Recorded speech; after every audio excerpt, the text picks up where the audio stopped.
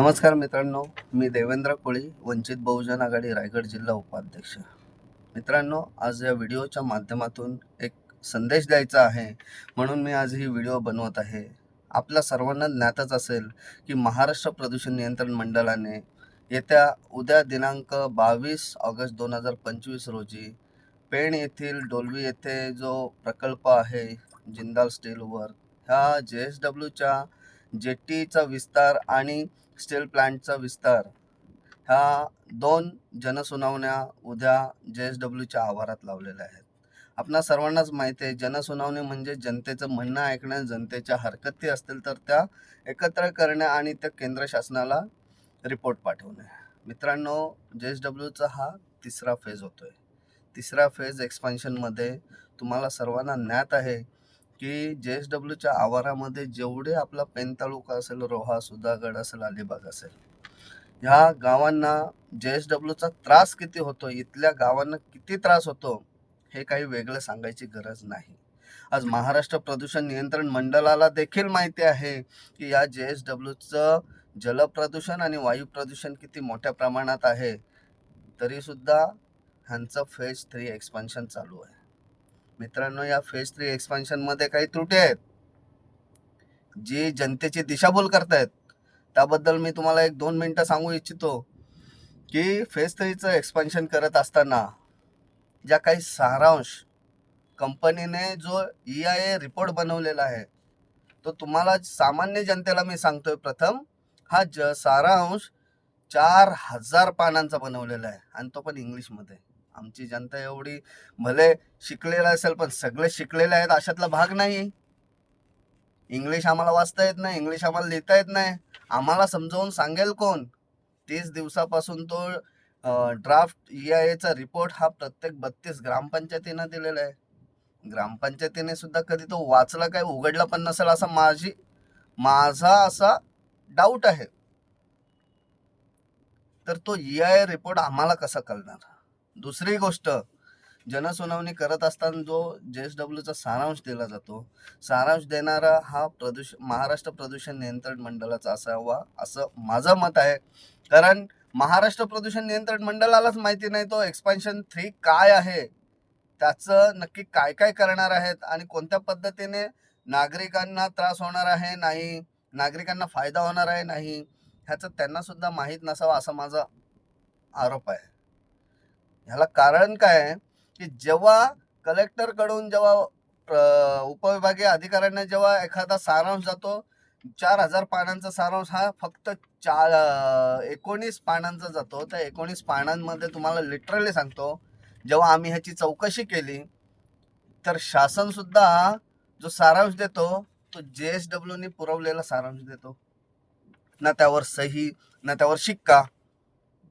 मग आम्ही समजायचं काय की हे सगळं JSW आपल्यावर हेकेखोरी करते की फक्त दाखवण्यासाठी, दिशाभूल करण्यासाठी, फक्त जनतेचं मत ऐकण्यासाठी मुद्दाम ते जनसुनावणी घेते.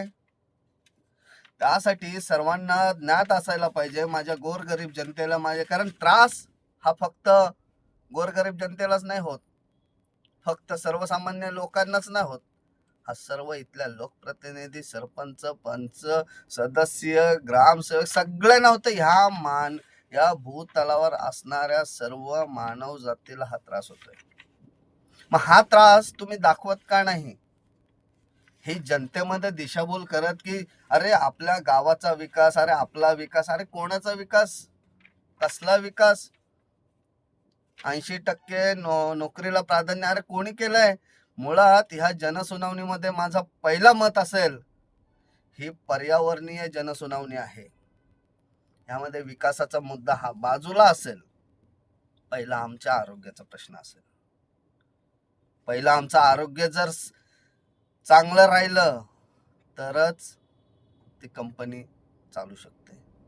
माझा महाराष्ट्र प्रदूषण नियंत्रण मंडळाला चॅलेंज आहे, चॅलेंज, की त्यांनी फेज 1 आणि फेज 2चं दाखवावं की आमच्या मानवी जीवनावर कोणताही परिणाम झालेला नाहीये, त्यामध्ये कोणत्याही वायू प्रदूषण झालेलं नाही, त्यामध्ये कोणतेही जल प्रदूषण झालेलं नाहीये, त्यामध्ये कोणतेही शेतीचं नुकसान झालेलं नाहीये. जर महाराष्ट्र प्रदूषण नियंत्रण मंडळाने किंवा शासनाने हे दाखवलं तर आम्ही जाहीर पाठिंबा देऊ.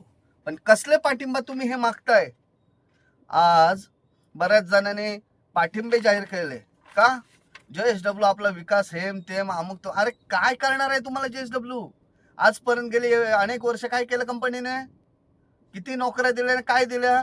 नोकरीचा विषय माझा शासनाला सुद्धा विनंती आहे, या जनसुनावणीमध्ये आमची सुनावणी ही कुठेतरी दिशाभूल करू नये.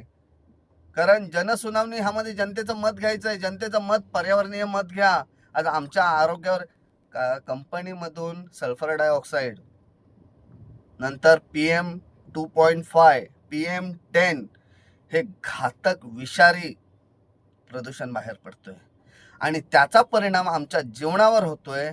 आज जर तुम्ही हे जे पाठिंबा देणार आहेत त्यांना माझा सांगणं आहे की तुम्ही पाठिंबा देताय, परंतु तुमच्या आवारातल्या तुमच्या विभागातल्या जर तुम्ही नोंदी काढल्यात, किती हार्ट अटॅकचे प्रमाण वाढलेत, किती अस्थमाचे प्रमाण वाढलेत, किती त्वचारोगाचे प्रमाण वाढले, किती कर्करोगाचे प्रमाण वाढलेत. अरे तुम्ही थोडंसं ज्ञात घ्या.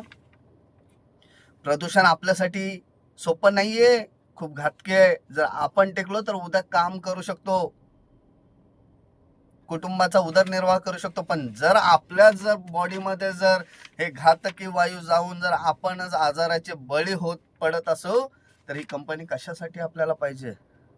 जर ह्या जीवनात जर आपण जगू शकत नाही,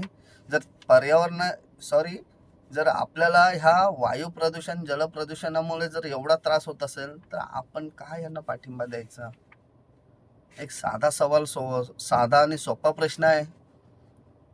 पाठिंबा देणाऱ्यांना माझा एक प्रश्न आहे, तुम्ही सांगा.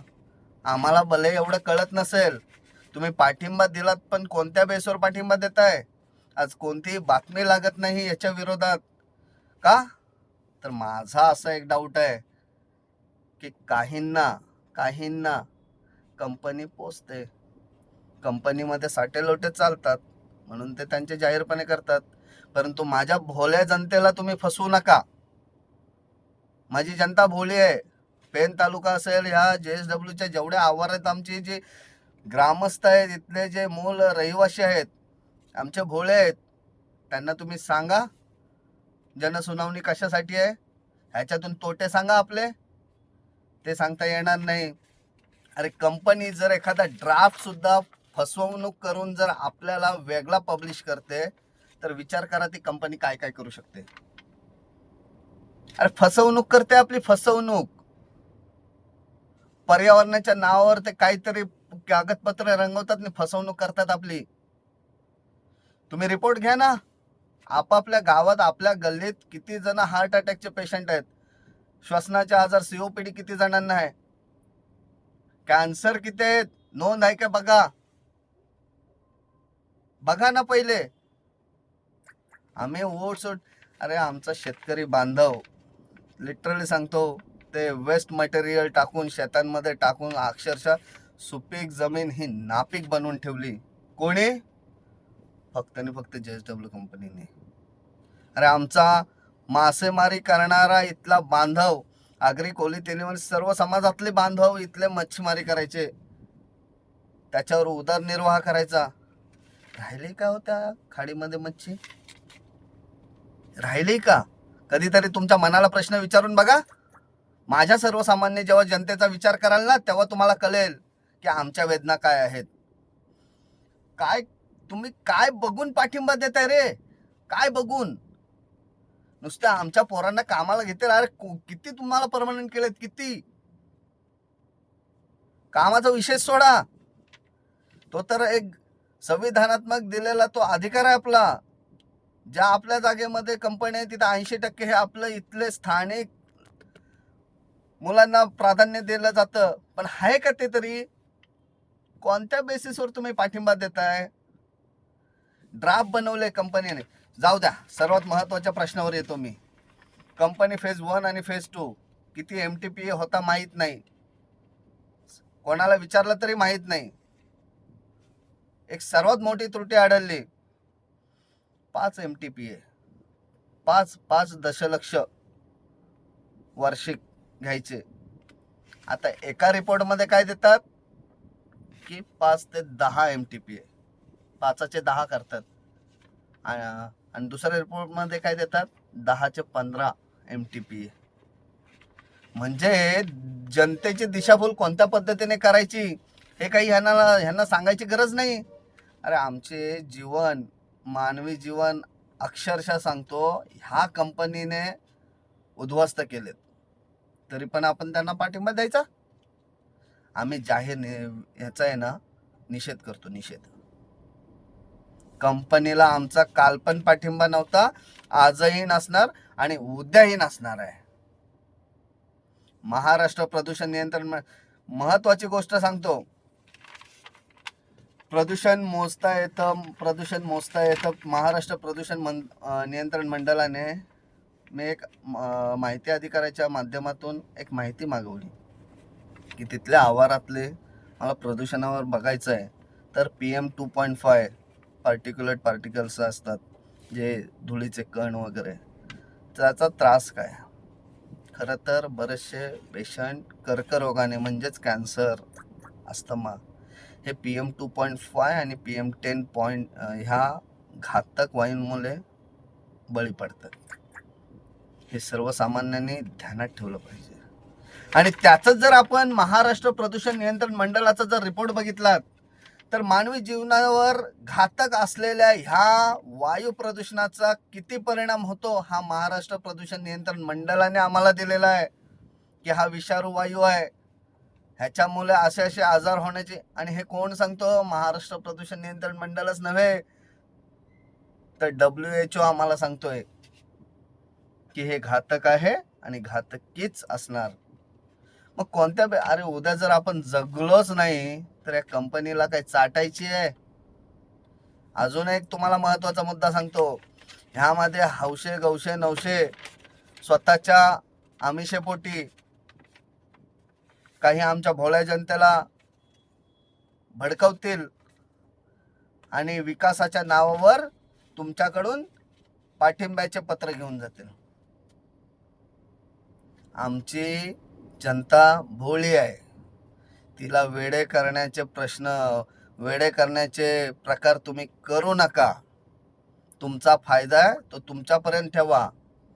आमचं जीव वाचले, आम्ही जर आरोग्य आमचं चांगलं राहिलं तर उद्या आम्ही चांगल्या पद्धतीने काम करू. फक्त त्या कंपनीने आम्हाला आश्वासन नाही, लेखी देऊ की आमच्याकडून प्रदूषण होणार नाही.